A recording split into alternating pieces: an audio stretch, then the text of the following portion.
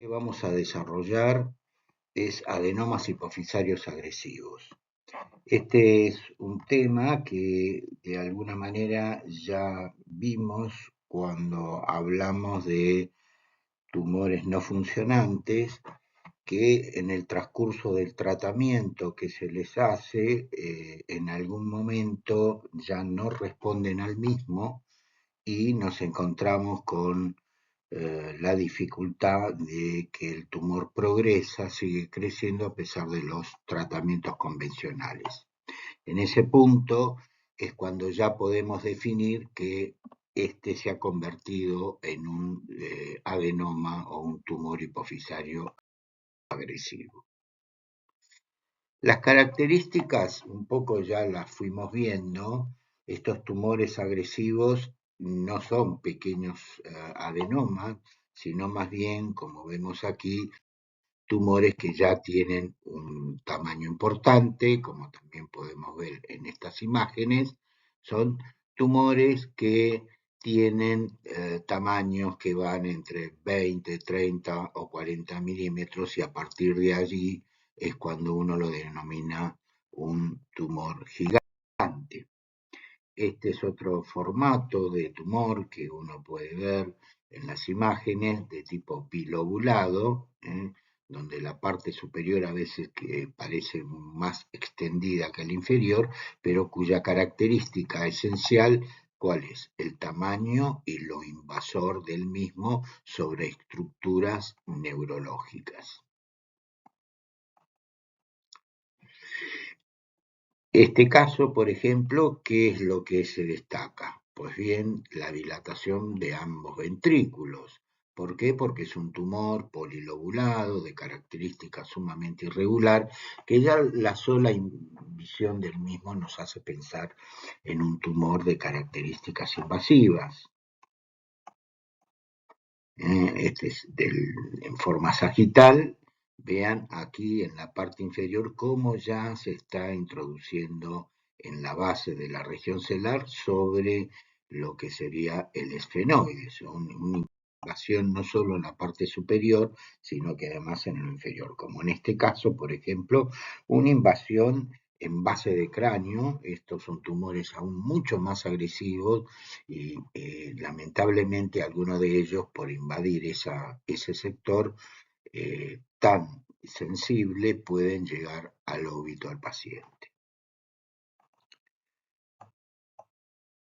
Este es otro caso donde pueden ver ya no solamente el tamaño, sino además la característica irregular, polilobulada, con un mamelón en este caso ya introduciéndose en la parte frontal del cerebro, en el hemisferio frontal.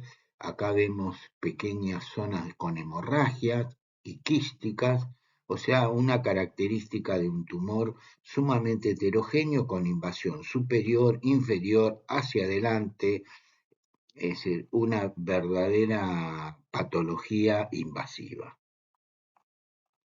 Este es otro caso donde vemos, estas son las carótidas, la invasión de los senos cavernosos, claramente aquí se puede observar, y ya introduciéndose, invadiendo masa cerebral. En este caso, si uno observa esto, parecería que está desconectado o del tumor original, esto parecería una metástasis. Sin embargo, cuando miramos aquí, hay un pequeño puente, lo cual lo une al tumor original. Y este caso es un caso emblemático para nosotros porque fue el primer gran tumor que vimos de este tamaño. Aquí estamos hablando de 60 a 70 centímetros. Si uno mira la relación masa cerebral versus tamaño tumoral, parecería que el cerebro ha quedado muy reducido. Efectivamente, es una gran invasión del tumor sobre masa cerebral, vean aquí, solamente parietal, frontal, es decir, le involucró una gran parte del cerebro. Este paciente se presenta con pérdida de visión, inclusive en uno de los ojos tenía hemianopsia, en el otro una amaurosis, pero finalmente el paciente fue operado y recuperó algo de visión, quedó con algún trastorno cognitivo menor comparado pensando en la invasividad de este tumor y que hubo que tocar zonas muy sensibles del cerebro para su extirpación. Insisto, es uno de los primeros tumores de hace algunos años que vimos en nuestro servicio de esta magnitud de tamaño. Se trataba de un tumor no funcionante, probablemente un gonadotropio. Esta es una definición que venimos repitiendo y que vale la pena repetir nuevamente, que es cómo definimos a un tumor pituitario agresivo. Son aquellos macroadenomas invasivos, refractarios a tratamientos quirúrgicos, radiante y medicamentoso, que muestran una tendencia a crecimiento continuo e implican mal pronóstico vital. En esta clasificación, como decimos, englobamos la forma de presentación, el intento de distintos tratamientos y lamentablemente su fracaso y la continuación de crecimiento del tumor. Esto lo pone en un tipo de tumor muy agresivo y ¿cuáles son las características clínicas de presentación de estos tumores agresivos? Bueno, representan entre el 2.5 al 15% de todos los adenomas, un manejo notoriamente dificultoso, pronóstico comprometido, opciones terapéuticas limitadas y no responden a las distintas terapias. Un poco ya esto lo vimos en el tema de los prolactinomas agresivos.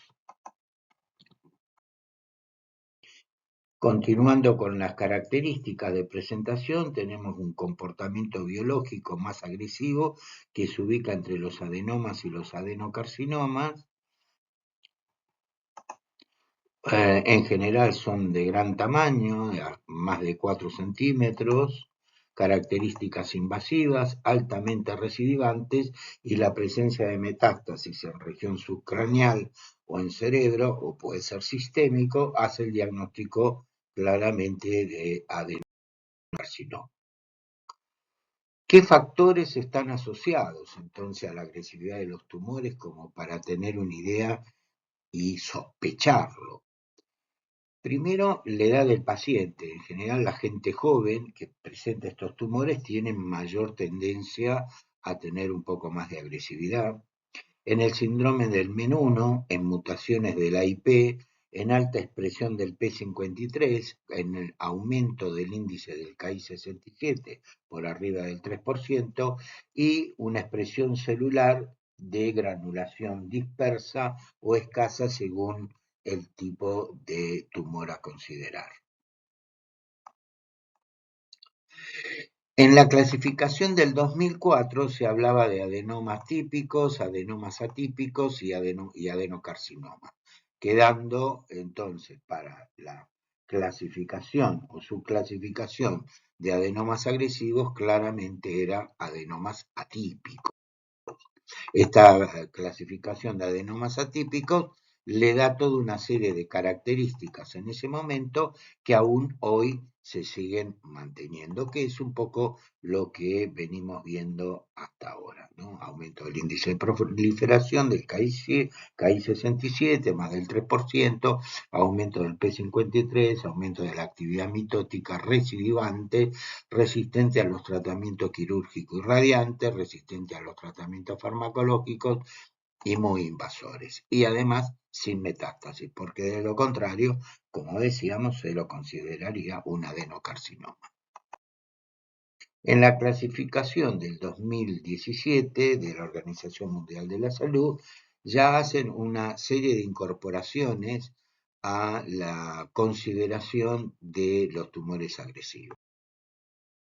En esta clasificación se incorpora un concepto muy importante que es de llamarlos tumor neuroendocrino hipofisario, los PITNET, más que esta forma de denominarlos como adenomas que con el tiempo vamos a ir viendo en los sucesivos trabajos, en la literatura, ya no hablar tanto de adenoma, sino del PITNET. Se abandona, por otro lado, el término este que decíamos de la clasificación del 2004 y en vez de adenoma típico se pone énfasis en la invasividad y proliferación celular.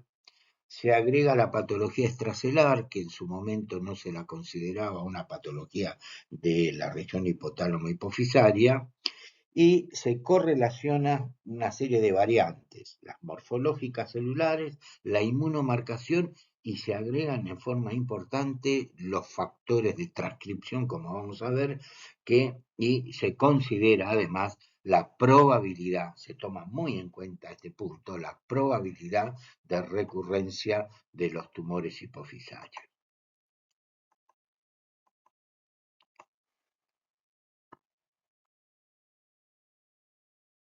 Entonces se hace hincapié en la probabilidad de mayor recurrencia de este grupo de tumores, destacándose los corticotropinomas silentes, los adenomas productores de células de Krupp y los tumores plurihormonales PIT1 positivo. O sea, este factor de transcripción tiene mucha importancia porque en la medida que está presente clasifica este tumor plurihormonal como de una mayor agresividad y mayor probabilidad de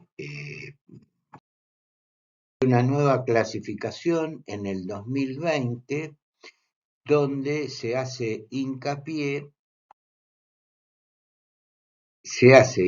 decía, en forma significativa en todo lo que tiene que ver con factores de transcripción, como se veía en la del 2017, pero se le agrega algo muy importante que son factores o receptores, mejor dicho, por ejemplo, receptores a somatostatina 2, 3 o 5, que se ven en distintos tipos de tumores, ya no solamente en el tumor secretante de GH, sino que además se los puede ver en prolactinomas, se lo puede ver en adenomas no funcionantes, en gonadotropos, es decir, aparecen estos receptores en distintas estirpes hipofisarias. Esto tiene un gran valor en el sentido terapéutico posterior, porque como todos vemos, el hecho ya de tener receptores nos pone un poco en el alerta de que quizás podríamos utilizar como medicación análogos de la somatostatina o multiligandos que quizás puedan ser efectivos en el tratamiento. En lo otro que se pone énfasis también es en la citoqueratina de bajo peso molecular como otro índice de posibilidad de mayor agresividad. Hay una clasificación un poco anterior, un año antes del 2019, donde ya hace una mención importante este grupo de patólogos sobre toda una serie de factores que se podrían medir en un tumor para hacer una mejor clasificación. Más allá de la inmunomarcación, como vemos aquí, está la citoqueratina, por ejemplo, el Ki67 obviamente, y después factores de transcripción como el PIT1, la cromogranina, sea positiva o negativa, los receptores a somatostatina, receptores a estrógenos también, y la MGMT como una opción en el momento que se llegue a utilizar temozolomide. Volviendo a la clasificación original de Jacqueline Truil, allá por el 2014, que fue la que dio un pie para después hacer la clasificación, la Organización Mundial de la Salud del 2017, pone mucho énfasis en la clasificación clínico-patológica de estos tumores. Y para esa clasificación toma tres aspectos fundamentales a tener en cuenta, que son el tamaño del tumor, el tipo citológico del tumor y el grado de severidad del tumor. Esto último es quizás uno de los aspectos más importantes en lo que debemos considerar en tumores agresivos. El tamaño del tumor, por lo que dijimos, importa mucho lo que son los macroadenomas y los macroadenomas gigantes, claramente. En el tipo citológico no hay una posición de que sea mayor los secretantes de GH o de prolactina o de ACTH o el no funcionante. De cualquier manera, cualquiera de ellos con esa estirpe celular podría convertirse en un tumor agresivo. Y este otro punto, el tercero, el grado de severidad tumoral. Acá sí es muy importante prestar un poco de atención. Los criterios de severidad tumoral se expresan, por un lado, por la invasión tumoral del tumor y por el otro lado, la proliferación del tumor, que no es lo mismo. Invadir significa que está introduciéndose dentro de estructura o produciendo una alteración sobre otras estructuras. Esa es la invasión. Pero la proliferación es la división celular que se va produciendo y entonces la situación es distinto que un tumor sea invasivo pero no proliferativo a que sea invasivo y además proliferativo. Le da como un grado mayor de agresividad, como vamos a ver más adelante en la clasificación. La invasión tumoral, como decíamos que es entonces, es la invasión de senos cavernosos, por ejemplo, que se introduzca dentro del efenoide, que invada estructuras de masa cerebral. Esto se confirmaría por la histología o por imágenes por la resonancia magnética, por ejemplo. Y proliferación tumoral, en cambio, como decíamos, es algo muy importante. Acá tenemos tres criterios. El KI67, más del 3%, es un índice de proliferación. La medición de la proteína P53, que dé positiva más de 10 núcleos por 10 campos de alto poder, es otro factor de proliferación. Y tercero, la mitosis aumentada. El índice mitótico es muy importante y si hay mayor de 2 sobre 10 campos de alto poder, ya se podría definir como que tiene una mitosis aumentada. Lo que se dice es que si de estos tres criterios por lo menos se cumplen dos, ya podríamos estar hablando de seriamente de proliferación tumoral. Los grados de severidad del tumor, por lo tanto, van a estar constituidos entre la invasividad y lo proliferativo. El grado 1A es un tumor que no es invasivo ni proliferativo. El grado 1B no es invasivo, pero sí es proliferativo. El grado 2A es invasivo, pero no es proliferativo. Y el grado 2B, este sí es importante, es invasivo y proliferativo. Y el grado 3 es el tumor metastásico, sea local o sistémico. Por lo tanto, el grado 2B, invasivo y proliferativo, es el que acompaña a estos tumores agresivos.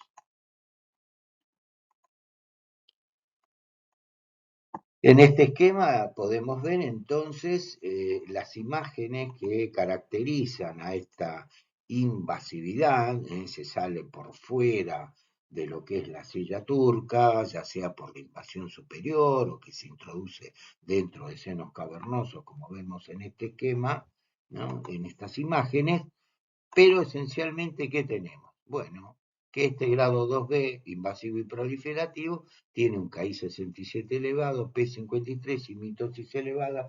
Pueden ser las tres o pueden ser dos de esos factores. Este es un caso de un paciente que tenía un tumor invasivo, agresivo. Vean ustedes la polilobulación que tiene, cómo se ha introducido dentro de la masa cerebral, cómo se ha introducido a nivel del efenoide y además ha invadido senos cavernosos. Un tumor realmente muy agresivo. Y finalmente, la clasificación de tumor metastásico, que va a tener las características anteriores pero con la presencia de metástasis. El gráfico es el mismo, pero la característica que va a tener es la presencia de metástasis. Este es un caso interesante de un paciente con metástasis a nivel de parénquima cerebral. Este es el tumor original y vean ustedes acá cómo se ha extendido el tumor en el cerebro y además, si miran detenidamente en el cuadrante inferior derecho, esto es un tumor en el raquis. Se ha hecho una metástasis a nivel raquídeo.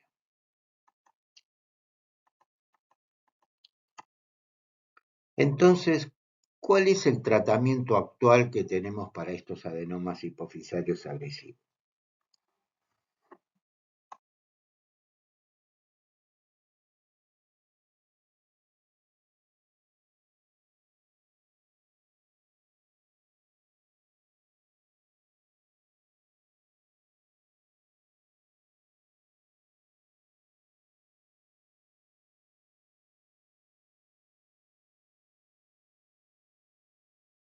El primer enfoque terapéutico va a ser el de la posibilidad de hacer una cirugía o varias cirugías, como ocurre habitualmente en estos casos.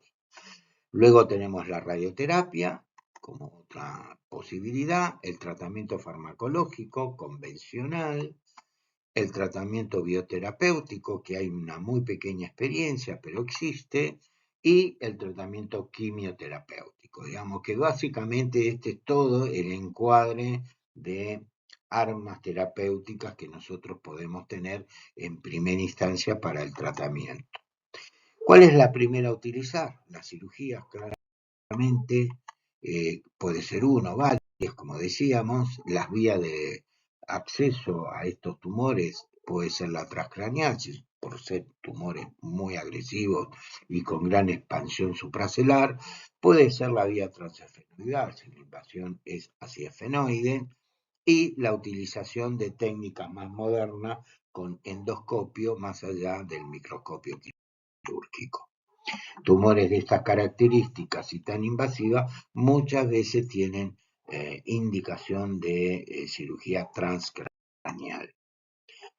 Una vez que se han hecho la cirugía y el tumor sigue creciendo y a veces requieren una, dos o tres cirugías o más, la otra posibilidad es la radioterapia. Radioterapia, como venimos diciendo, existen dos tipos de radioterapia para los tumores hipofisarios, la radioterapia convencional con acelerador lineal en dosis fraccionadas o la radiocirugía en una dosis única, por ejemplo, si se utiliza el Gamma Knife.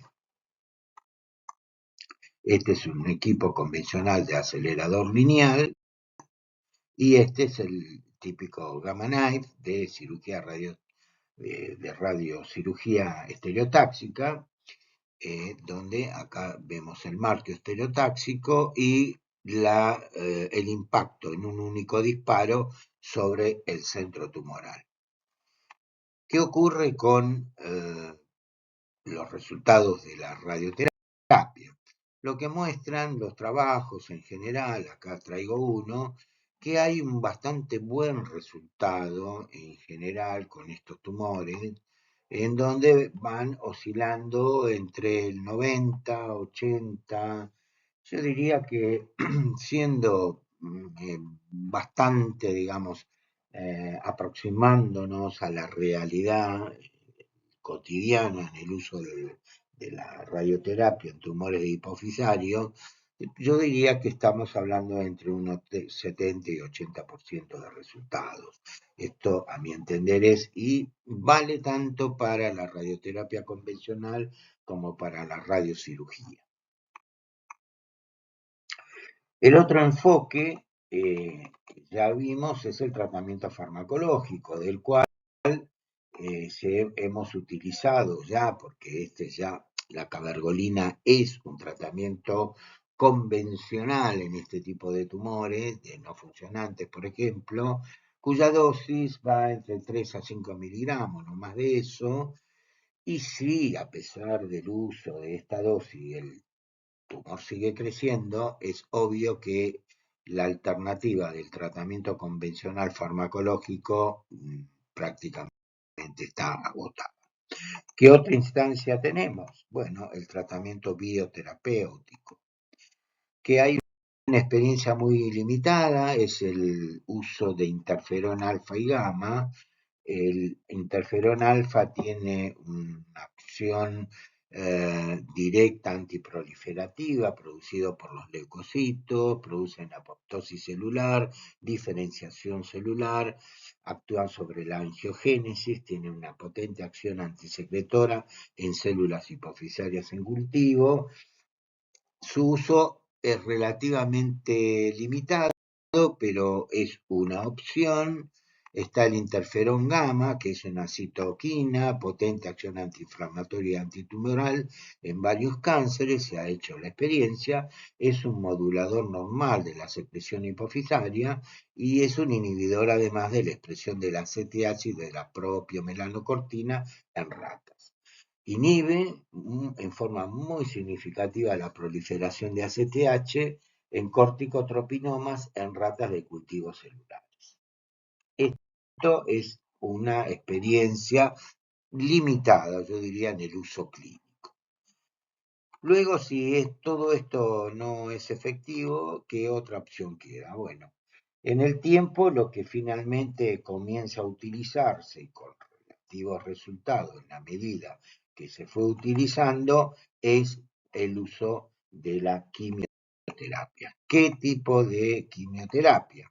Bueno, desde el año 85 se comenzaron a utilizar quimioterápicos, particularmente en corticotropinomas invasivos.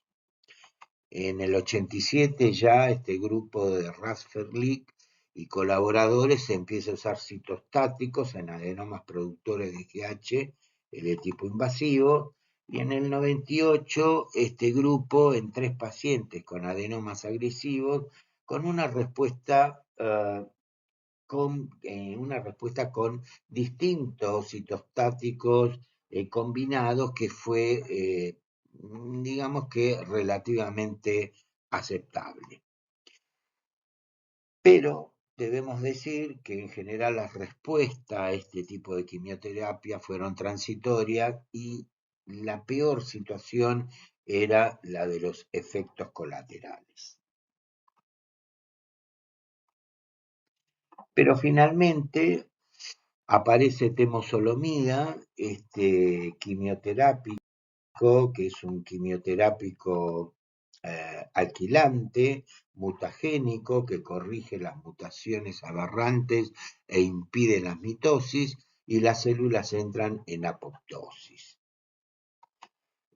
Activa una enzima que es la O6-metilguanidina de N-metiltransferasa, la famosa MGMT, y además es una medicación con bastante buena compliance, digamos, muy aceptada por el paciente porque es por vía oral, y además la dosis, que es de 100 a 200 miligramos, se da 5 a 7 días, en general depende de los esquemas, y cada 28 días, que es lo que hoy más habitualmente se está utilizando temozolomide en tumores de hipófisis. Este es un quimioterápico que se venía utilizando en gliomas con un relativo resultado, y de ahí que alguien pensó en la posibilidad de utilizarlo en los tumores hipofisarios, que fue realmente una situación muy interesante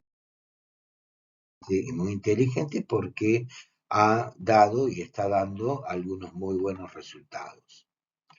¿Cuáles son las indicaciones para el uso? Bueno, prolactinomas agresivos resistentes a los agonistas dopaminérgicos, a la cirugía y a la radioterapia, en productores de ACTH, en el síndrome de Nelson, en el Cushing con células de Krupp, en aquellos muy invasivos resistentes a la cirugía y a la radioterapia, en adenomas no funcionantes, recidivantes, a la cirugía, a la radioterapia, todo tipo de adenoma con recidiva, agresividad reiterada después de la cirugía y la radioterapia, con un alto nivel de fibrosis y obviamente en los adenocarcinomas.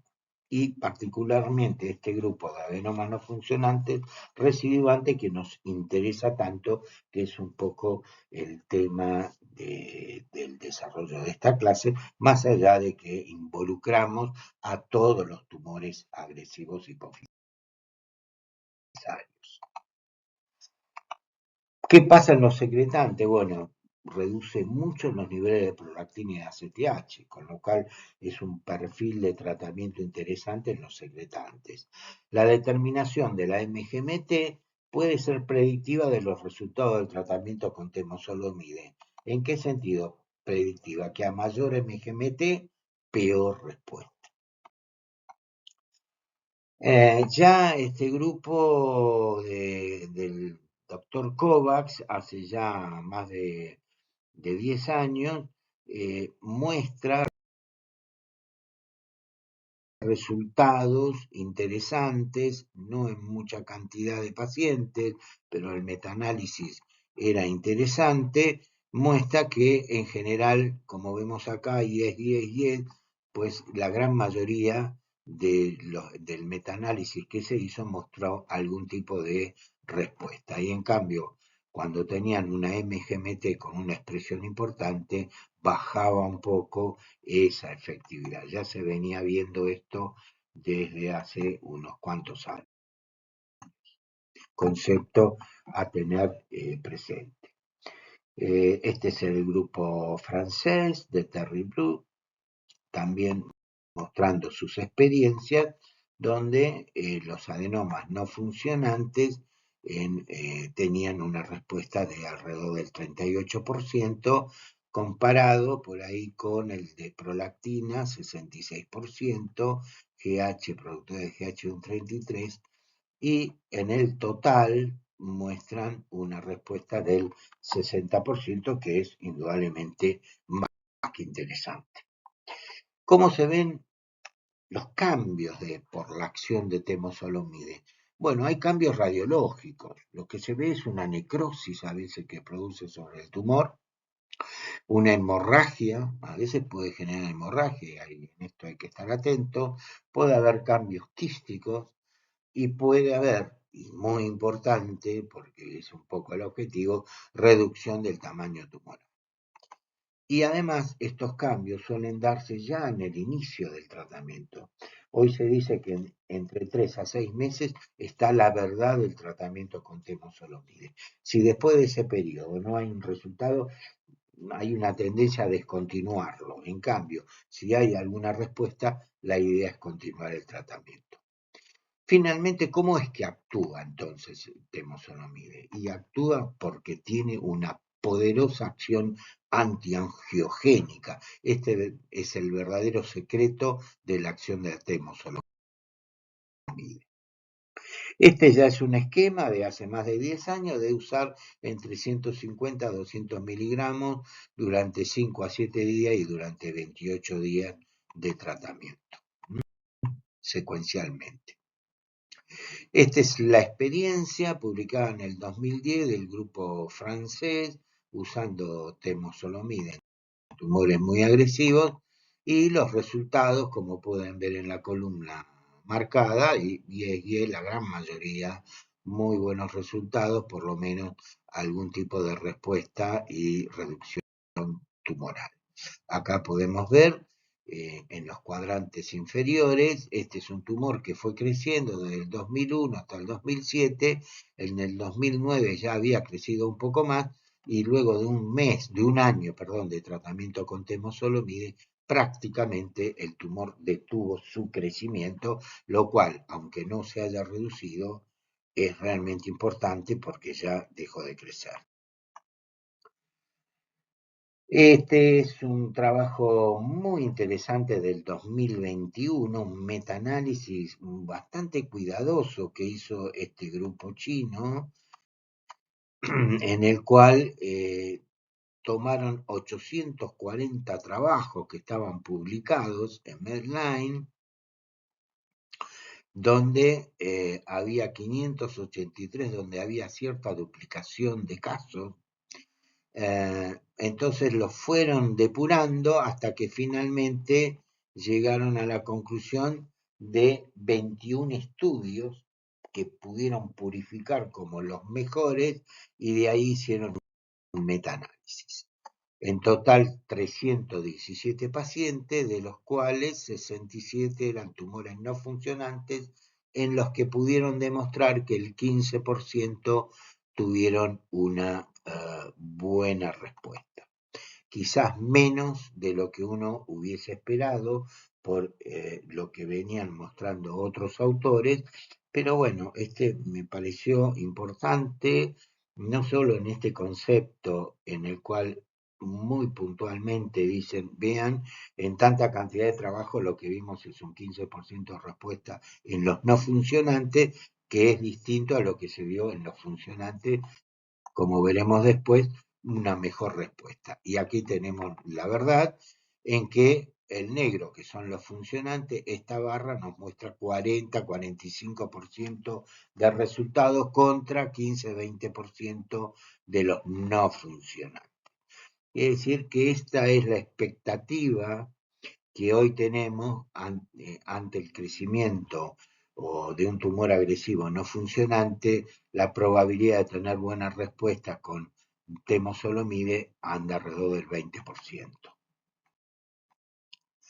Y lo otro que también nos dice este metaanálisis a considerar es que tuvieron mejor respuesta, 60%, un poco más de respuesta, los pacientes que habían sido previamente al uso de temozolomide, habían sido irradiados. Y aquellos que solamente se le dio temozolomide sin radioterapia previa, el resultado fue inferior, no llega al 40%. Por lo tanto, moraleja, se recomienda entonces hacer radioterapia antes de temozolomide en cualquiera de los casos. ¿Y qué pasó con la MGMT? Es verdad que si está con mayor expresión hay menos respuesta, pues sí, esto también se vio, por lo tanto es un poco menor la respuesta en la medida que la expresión sea más considerada.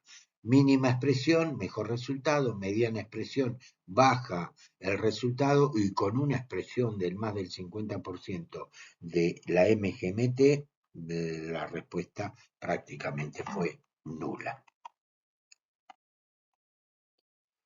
¿Qué ocurre con los adenocarcinomas? Porque hasta ahora hablamos de agresividad en tumores sin metástasis, pero ¿qué pasa con los metastásicos? O sea, con los adenocarcinomas. Bueno, estos son raros, entre 0,1 a 0,2% de todos los adenomas, por suerte. La mayoría son secretantes de GH o de prolactina. Poca respuesta a la cirugía, a la radioterapia o a la quimioterapia, como sería de esperar, y la sobrevida está planteada en no mayor de 4 años. Algunas cosas positivas se han ido viendo, desde aquellas combinaciones excepcionales que se hacían hace muchos años, con pobre respuesta, utilizando citostáticos convencionales para la época, hasta que ya en una publicación de casos entre el 2006 y el 2012 mostraron tumores, por ejemplo, no funcionantes, pero adenocarcinoma y ACTH silente adenocarcinoma, en los cuales se había visto alguna respuesta mayor y además un poco más de sobrevida de los pacientes.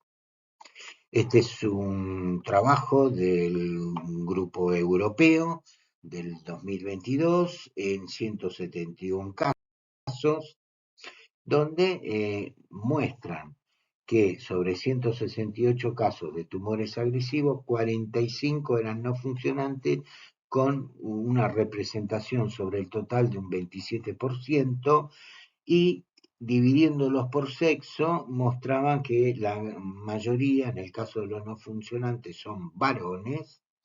Ocurre lo mismo con los prolactinomas agresivos. Ocurre lo mismo con los secretantes ACTH, predomina esta agresividad más en el varón. Un poquito en los gonadotropos, aunque son muy pocos los casos, y en cambio en los somatotróficos, en la acromegalia, el agresivo está de parte del sexo femenino, no tanto del masculino. Y el TSH sigue predominando el varón. Pero llama la atención en que en el caso de la acromegalia los más agresivos son del sexo femenino.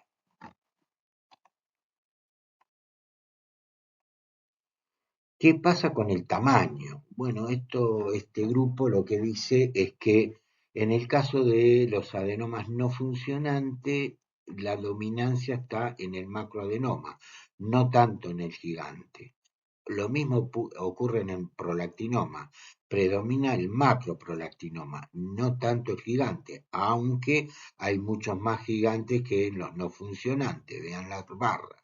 Después, ¿qué ocurre con los secretantes de ACTH? Pues domina los macroadenomas sobre los gigantes, pero vean que la cantidad supera el resto de los ACTH secretantes malignos. En cuanto a la acromegalia, no hay mucha diferencia, se mantienen entre macroadenoma y gigantes.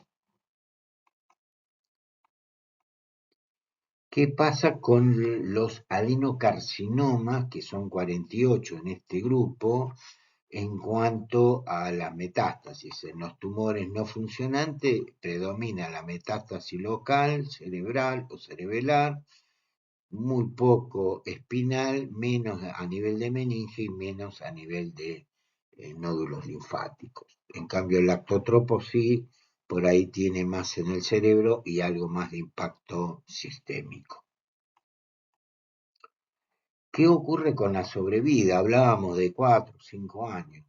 Bueno, acá lo que se ve en este trabajo es que con la utilización de distintas drogas, temozolomida entre ellos, se ha extendido un poco más la sobrevida. Sin embargo, PC, que es el pituitario carcinoma, ustedes vean que a los 5 años prácticamente de 49 pacientes, 37 fallecieron.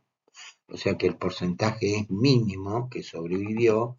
De estos 37, la mitad fallecieron a los 10 años y algunos, pocos, pero por suerte algunos, hasta 15 años de sobrevida, lo cual no es poco en un pronóstico que originalmente era de meses y algún año, 2 años. O sea, cómo se fue extendiendo. Bien, esto es dentro de todo lo convencional usando temozolomide, ahora como tratamiento farmacológico. Ahora, ¿qué nos depara el destino en el horizonte de tratamiento? Bueno, hay algunas cosas interesantes cuando temozolomide obviamente no es efectivo. Entonces hay trabajos que se han ido presentando, este es el del 2015, donde hacen hincapié en algo interesante. Hablan acá de diagnosticar mejor y utilizando ¿qué? Marcadores, nuevos marcadores.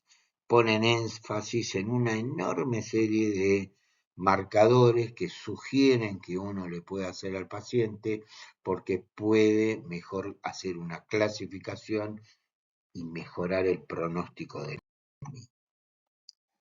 Pero es entonces que la Sociedad Europea hace una evaluación muy interesante y publica una lista en el 2016 sobre estos tumores agresivos y dice que aquellos tumores que no responden a temozolomida ni a la radioterapia, que sería la primera línea de tratamiento, como segunda línea o tercera línea plantean todo un uso de distintos fármacos, cisplatino, carbetoposide, y comienzan algunas de las cosas más modernas que se utilizan en oncología, como el bevacizumab, capacitivine, etc. Acá en este listado un poco más claro podemos ver, se destaca entonces como citostáticos la capecitabine, como antifactor de crecimiento endotelial el bevacizumab, como antirreceptor de este factor de crecimiento el sunitinib, como factor de crecimiento epidérmico o antifactor de crecimiento epidérmico el lapatinib, como un inhibidor de la proteína quinasa, el emetor con un gran poder antiangiogénico, el everolimus, y después tratamientos inmunológicos en puntos de control y de inhibición, como el pembrolizumab.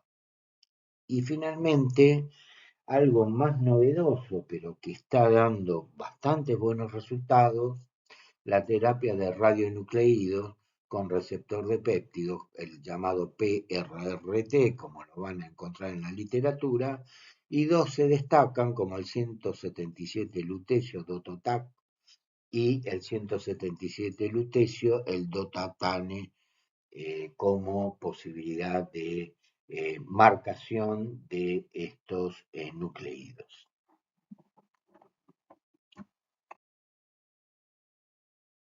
Algunos ejemplos podemos ver aquí un caso de tratamiento combinado, algo que se va a utilizar mucho, temozolomide con capecitabine, por ejemplo, en un corticotropinoma agresivo. Si miramos bien las imágenes, este es el tumor muy invasivo agresivo que con el tratamiento combinado, vean acá en esta imagen, en el cuadrante inferior derecho, como prácticamente el tumor que lo teníamos aquí o aquí, vea que prácticamente desapareció. Aquí es otro trabajo con el antifactor, digamos, de crecimiento, es el bevacizumab unido al sunitinib. Por ejemplo, los resultados que se obtuvieron en este trabajo, en donde también, bueno, como decíamos, usó el bevacizumab y el sunitinib, y el resultado basado en los lugares de acción de uno y de otro a nivel del receptor y de la unión endotelial, donde actúan estos fármacos, los resultados que se observaron combinados con temozolomide, por ejemplo, y bevacizumab, se detuvo el crecimiento tumoral. En este otro caso que podemos ver, acá se utilizó temozolomide y sunitinib, y el resultado que se muestra es también una detención en el crecimiento tumoral.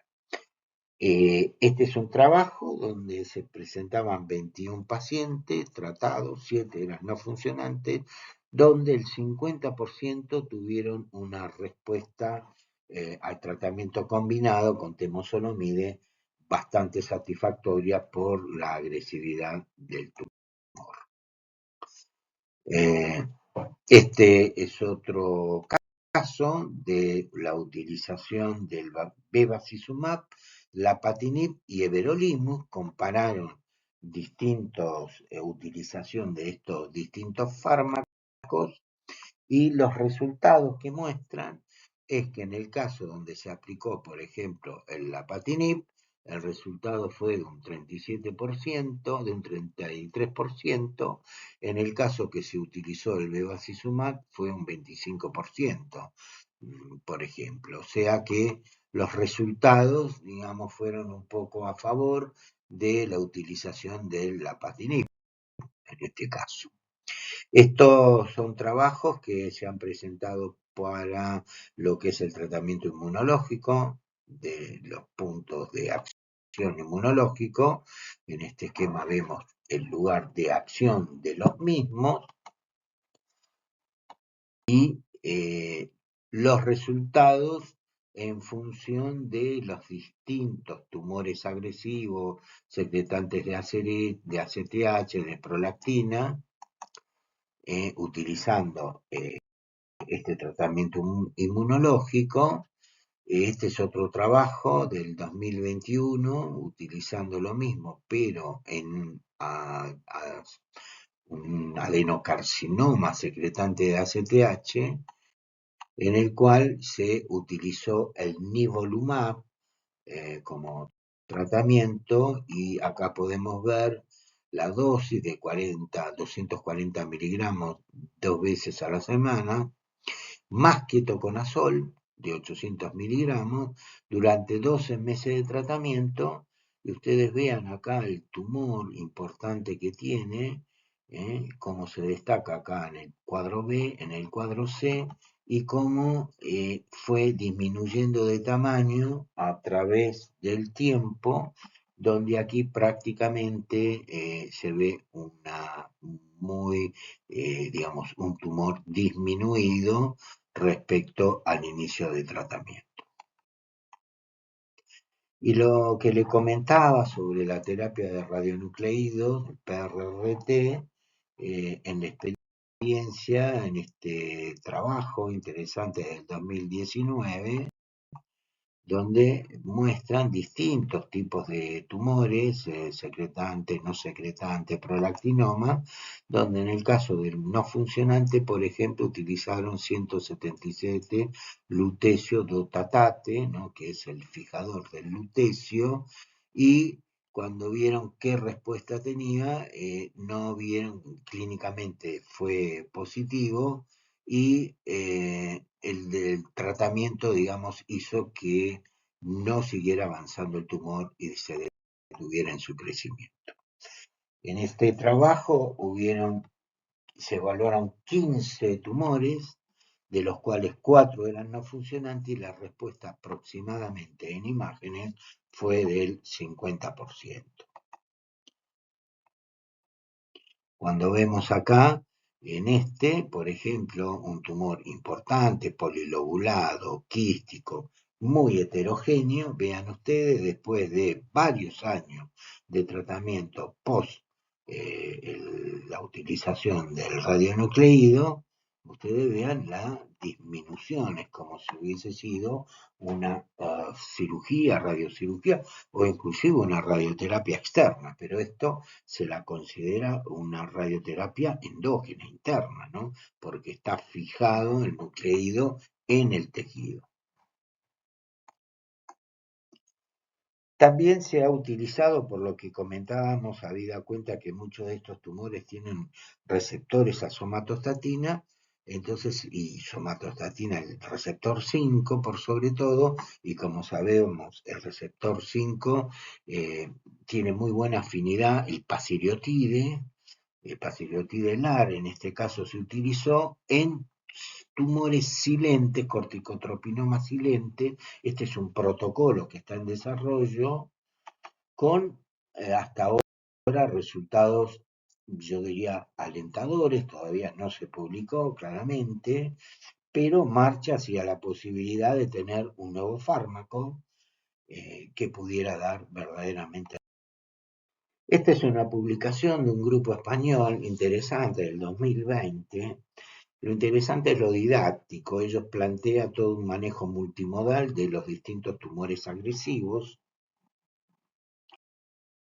Ellos plantean esquemas para cada uno de ellos, algoritmos.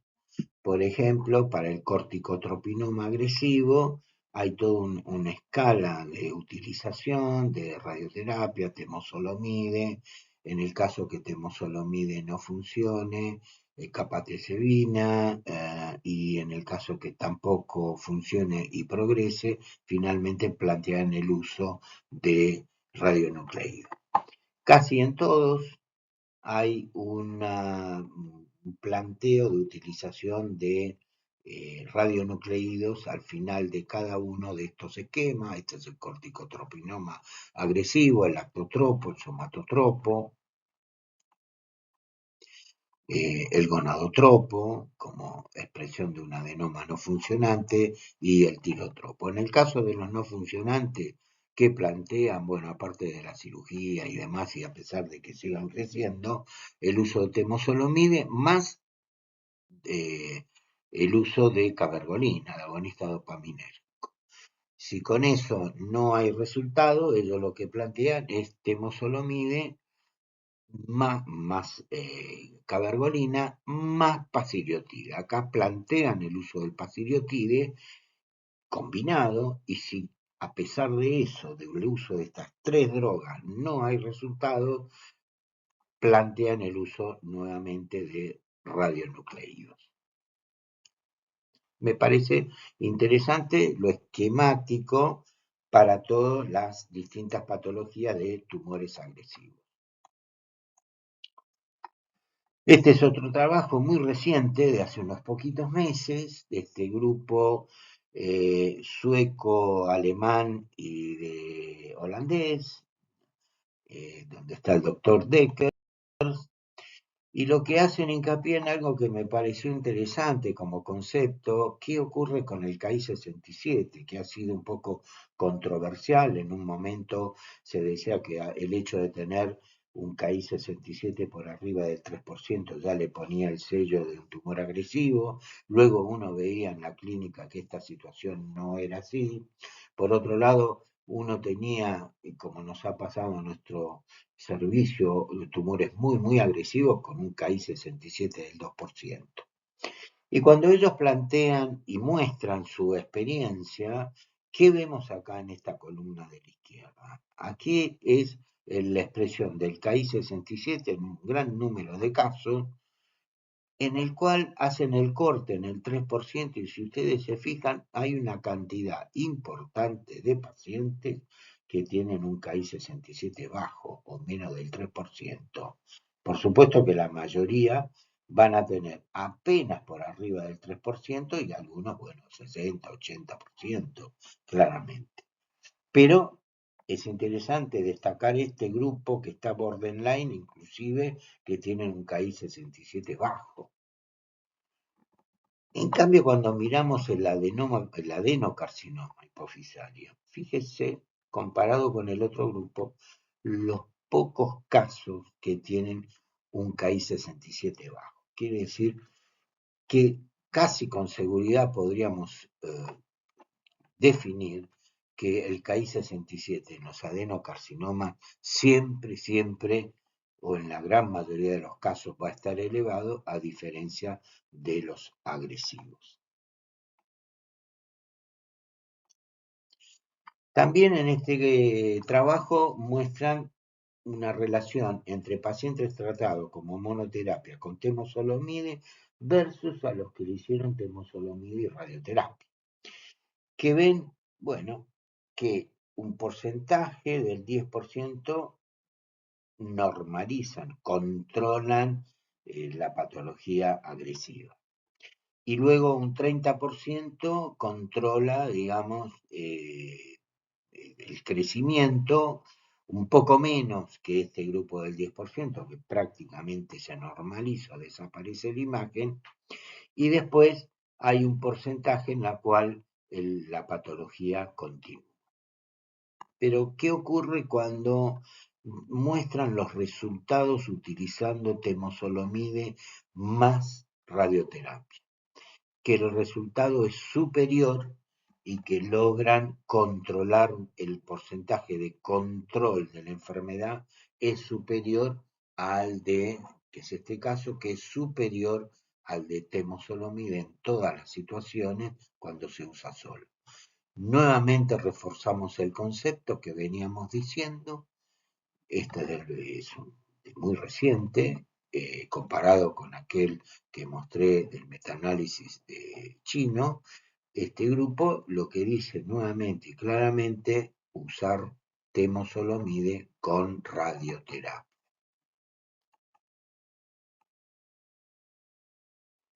Aquí lo que nos muestran es los resultados de la utilización de un tratamiento de segunda línea utilizando radionucleido, el PPRT, el bevacizumab o tratamiento inmunológico sobre 95 pacientes en total. Los que usaron el radionucleidos, que fueron 19, tuvieron un resultado bastante aceptable. Los que utilizaron bevacizumab, inclusive algunos con radionucleido previo, el resultado fue no, digamos, un poco inferior. Y aquellos que usaron el tratamiento inmunológico más radionucleido, vean ustedes, se destaca por sobre el resto, aún mejor tuvieron resultados. El concepto es entonces tratamientos combinados, estos de segunda línea, utilizarlos siempre, por ejemplo, radionucleidos con el inmunológico. por ejemplo.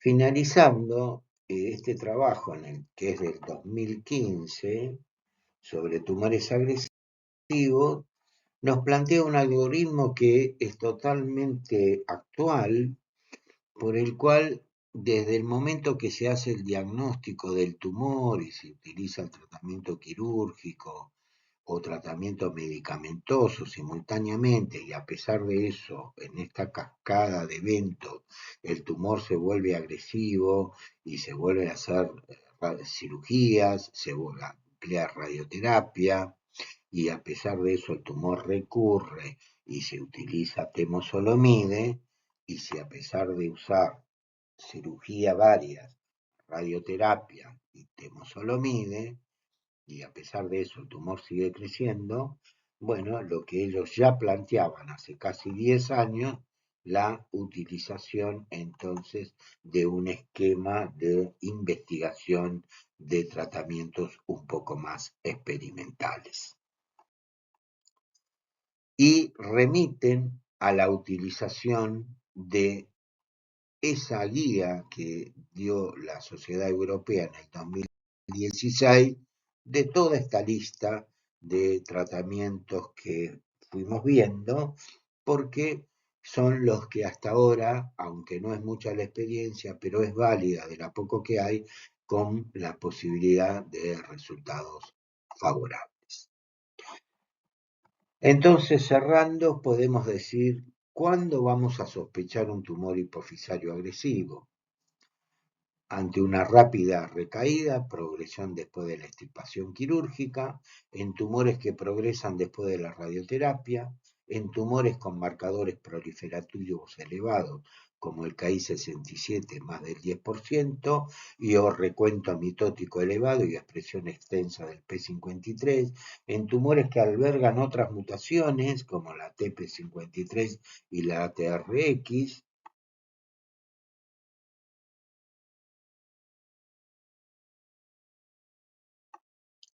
en macroadenomas invasivos, corticotropos, especialmente en hombres, en prolactinomas macro y gigantes inicialmente, que no responden a dosis altas de cabergolina o pierden en el transcurso del tratamiento sensibilidad a los agonistas dopaminérgicos. Macroadenomas invasivos somatotróficos que progresan con el tratamiento con análogos de la somatostatina, situación esta que ya nos pone en alerta, y macroadenomas invasivos no funcionantes que cambian a tumores funcionantes, especialmente un corticotropinoma silente que se convierte en un Cushing y casi siempre se convierte en un Cushing detrás de un tumor sumamente agresivo e invasivo. Bueno, hasta aquí entonces el desarrollo del concepto de manejo terapéutico en tumores agresivos. Muchas gracias por su atención.